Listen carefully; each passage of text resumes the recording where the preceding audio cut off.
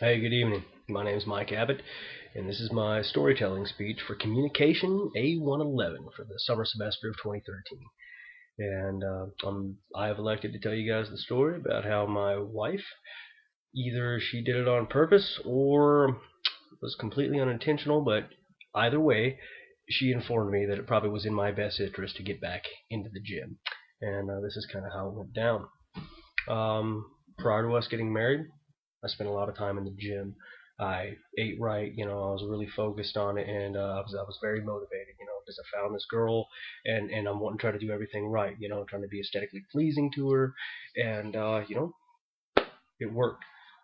Year and a half or so of dating and everything, we got married, and to be honest with you, within about 3 to 4 months of getting married, I had pretty much ceased going to the gym anymore.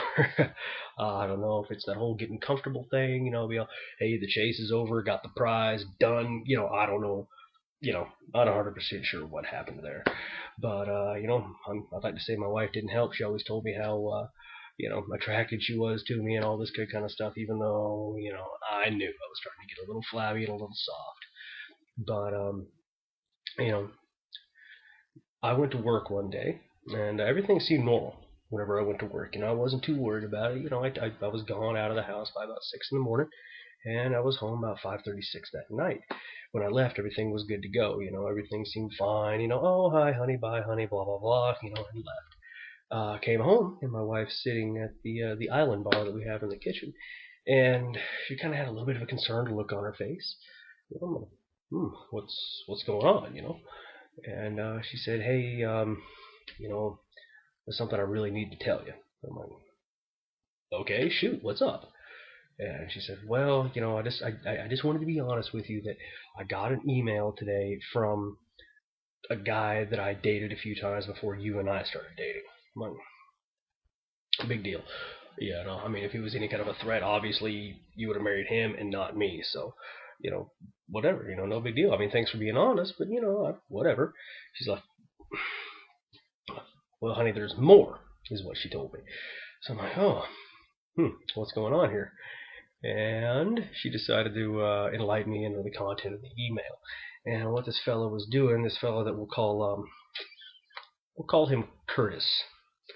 He was sending out emails to all the females and stuff that he knew or had relationships with or dated or whatever, and asking them to cast their vote for him on Cosmopolitan's website, Cosmopolitan, the female magazine, the Style and whatever magazine that is, to cast their vote for him in the America's Sexiest Man competition they were having.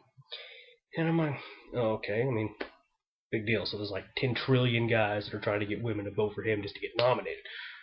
Apparently, he'd already been nominated, and he was essentially voted sexiest man in Alaska, and now he was getting votes to be voted as the sexiest man in America. Yep, that's intimidating. Whenever a fella of whom your wife dated is now a candidate for Cosmopolitan's Sexiest Man in America. And let me tell you what, if that doesn't get you back into the gym, nothing will. So, learn from my experience. Appreciate it.